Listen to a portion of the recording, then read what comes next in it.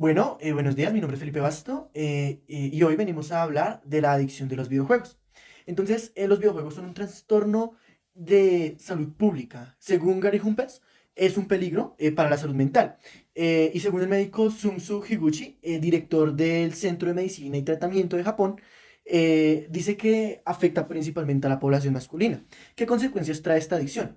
Primero, los sujetos en cuestión no son capaces de limitar el tiempo que están inmersos jugando. Continúan haciéndolo a pesar de las consecuencias negativas que traiga ello, por ejemplo, bajo rendimiento en el ambiente académico, en los casos más extremos, el abandono y la deserción académica o de la escuela. En otros casos de pérdida de empleo, cabe resaltar que en mayor medida los afectados son jóvenes en la etapa escolar. Es impresionante que en el 2013 al 2018 las cifras de crecimiento de la adicción son exponenciales. De 1.8 millones de personas adictas frente a una cifra tres veces mayor respecto a la del 2013. ¿Sí? Tal vez es un crecimiento tecnológico o tal vez lo que hace el Internet es atrapar a los usuarios en un vórtice de consumo capitalista. Prefiere atacar a la población más joven, ¿no? Eso es cierto. Es algo particular que, digamos, por lo anterior, los juegos son esencialmente adictivos, ¿sí? Pues terminan siendo una industria que genera 180 millones de dólares al año. Eso es tres veces más de lo que genera la industria cinematográfica, considerando que la industria del juego es la mitad de joven, con medio siglo o un poquito más. Por otra parte, según la médica Sofía Acap, hay, bueno, en un experimento que realizó de 110 pacientes con adicción a Internet, principalmente son adictos a los juegos. Hay 40 hombres jóvenes y solo 3 niñas en este estudio.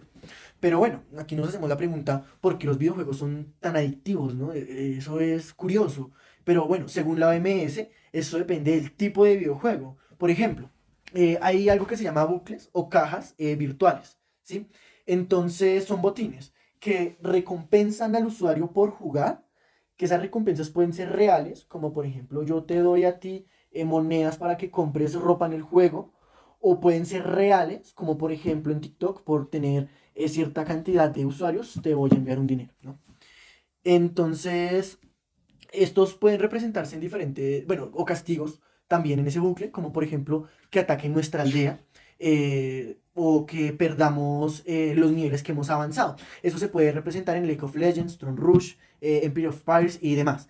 Igualmente, los juegos multijugador permiten interactuar con otros jugadores, pues atacan principalmente a los niños y que les cuesta socializar. Estos juegos son como el fenómeno de Free Fire, Call of Duty, Fortnite, entre otros, que lo que buscan es generar una supuesta socialización del niño. También estos juegos pueden dar una percepción de que se puede realizar un proyecto de vida, ¿no?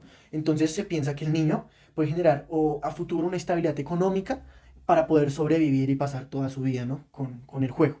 Igualmente, los videos en vivo, mejor conocidos como streaming, son un fenómeno nuevo, pero que no se puede dejar de analizar, porque lo que hace es que entra en función y relación con las redes sociales. Me explico.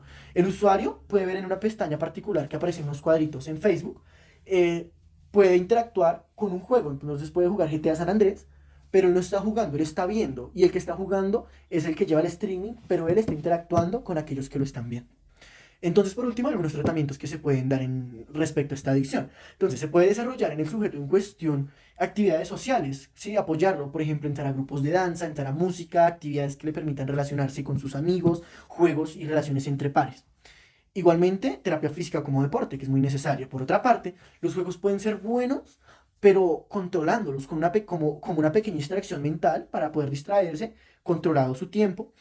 Tratamientos para el estrés, por ejemplo, o igualmente son una herramienta necesaria en las aulas, pues el maestro puede explicar diferentes temáticas desde los videojuegos. Por ejemplo, en el Risk, que es un juego en el que se puede ver la geografía, se puede ver la lógica de guerra, entonces podemos enseñarle a los estudiantes cómo poder desempeñarse, cómo conocer las naciones y los imperios, demás. O por ejemplo, para desarrollar la memoria colectiva, jugar diferentes juegos, para la redundancia, como lo son Reconstruyendo, que le enseña a los niños la memoria del país, la memoria violenta que ha tenido y que se puede usar en clases de cátedras para la paz, por ejemplo. En resumen, la persona en cuestión, si no controla su tiempo de juego por 12 meses, entra en un problema de adicción. Si baja su rendimiento escolar, entra en un problema de adicción, ¿verdad? Entonces, para finalizar, la OMS incluyó esto como una adicción, entonces la podemos tomar como algo similar al consumo de drogas psicoactivas. En el libro CIE 11, que es un libro de trastornos mentales de la OMS, para llevar un control de este tratamiento y la enfermedad, que lo pueden solicitar en la página de la OMS y el link va a quedar aquí en la página. Los niños menores de 5 años deben llevar una actividad física constante y no deben pasar más de 1 hora diaria bajo la pantalla de un celular, ¿verdad? Y los niños tienen que estar siempre en presencia de sus autores. Para esto podemos utilizar diferentes aplicaciones que nos permitan regular el tiempo de los niños, como por ejemplo el Google Family y demás aplicaciones que nos permiten esto. Gracias.